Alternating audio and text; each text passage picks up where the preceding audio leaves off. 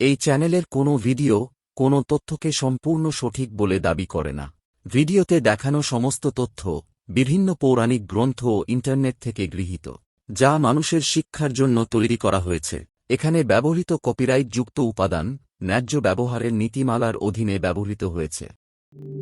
মহাভারত নিয়ে বেশ কিছু প্রশ্ন আজও মানুষকে চিন্তা করতে বাধ্য করে।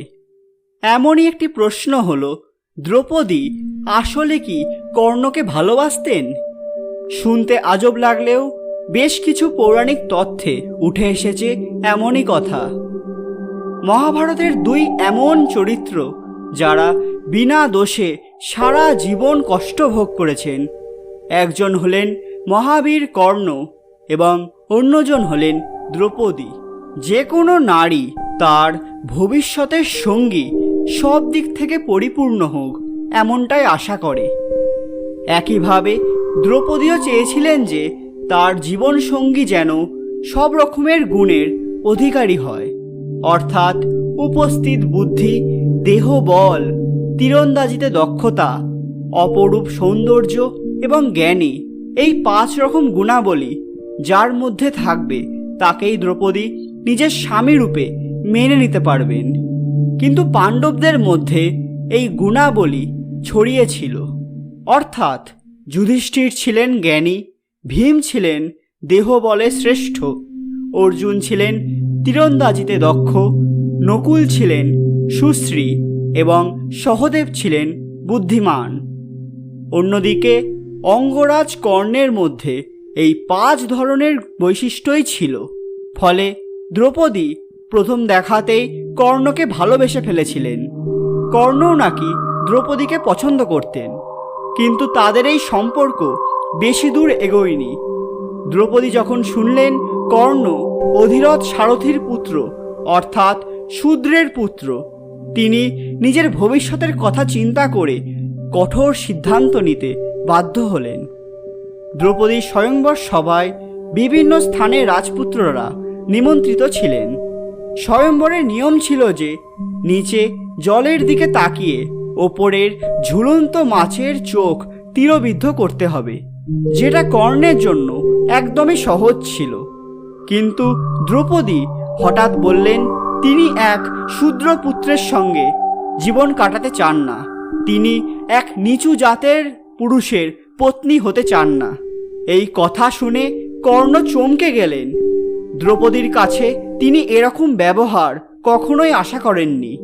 ফলস্বরূপ কর্ণ এই স্বয়ংবরে অংশগ্রহণ করতে পারলেন না। আর অর্জুন নিমেষের মধ্যে এই কাজে সাফল্য পেলেন। এভাবে কর্ণ ও দ্রৌপদীর মধ্যে শুরু হলো সংঘাত। পরবর্তী সময়ে দ্রৌপদী যখন জানতে পারলেন যে কর্ণ আসলে শূদ্রপুত্র নয়, রানী কুন্তির পুত্র, তখন তিনি নিজের ভাগ্যকে দোষারোপ করতে লাগলেন। এরপরেও বিভিন্ন সময়ে কর্ণ এবং দ্রৌপদী মুখোমুখি হয়েছিলেন।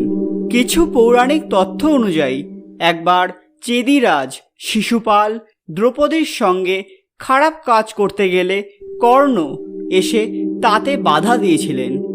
এতে দ্রৌপদীর মনে হয়েছিল যে কর্ণের মনে আজও তার জন্য সম্মান রয়েছে।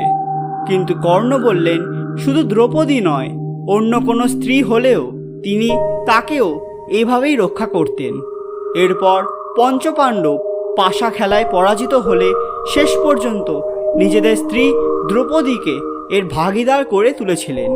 ফলস্বরূপ কৌরবরা দ্রৌপদীর সঙ্গে খুব অন্যায় শুরু করে, এমনকি এই পবিত্র নারীর বস্ত্র হরণেরও চেষ্টা করে। কিন্তু শেষ পর্যন্ত শ্রীকৃষ্ণের কৃপায় দ্রৌপদীর সম্মান রক্ষা পায়।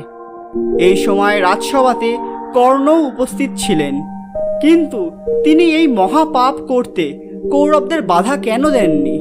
কর্ণ যখন বলেছিলেন তিনি সমস্ত নারীদের সম্মান রক্ষা করবেন, তাহলে এক্ষেত্রে কি হলো? অনেকের মতে কর্ণ এই সময় মনের কষ্টে ভুগছিলেন, কারণ ঠিক এইভাবেই পুরো সভার সামনে তাকে শূদ্রপুত্র বলে দ্রৌপদী অপমান করেছিলেন। ফলে এক্ষেত্রে কর্ণ কি করবেন তা নির্ধারণ করতে পারছিলেন না। তবে কর্ণ ও দ্রৌপদীর এই সম্পর্ক কি আদেও সঠিক নাকি কাল্পনিক, এর উপযুক্ত প্রমাণ আজ পর্যন্ত পাওয়া যায়নি। কিন্তু মহাভারতে উল্লেখিত বিভিন্ন ঘটনার থেকে একটা জিনিস বোঝাই যায়, আর তা হলো কর্ণ ও দ্রৌপদী দুজনেই নিজেদের জীবনে অপরিসীম যন্ত্রণার সাক্ষী ছিলেন, আর এই যন্ত্রণাই তাদের চরিত্রকে অন্যদের থেকে ভিন্ন করে তোলে। আজকের ভিডিওটি ছিল দ্রৌপদী এবং কর্ণের সম্পর্কের ওপর। মহাভারতের এরকম আরও অজানা তথ্য সম্পর্কে জানতে আমাদের চ্যানেলটি সাবস্ক্রাইব করতে ভুলবেন না, এবং আজকের ভিডিওটি ভালো লেগে থাকলে লাইক, কমেন্ট এবং শেয়ার করতে ভুলবেন না। দেখা হচ্ছে পরবর্তী ভিডিওতে। ধন্যবাদ।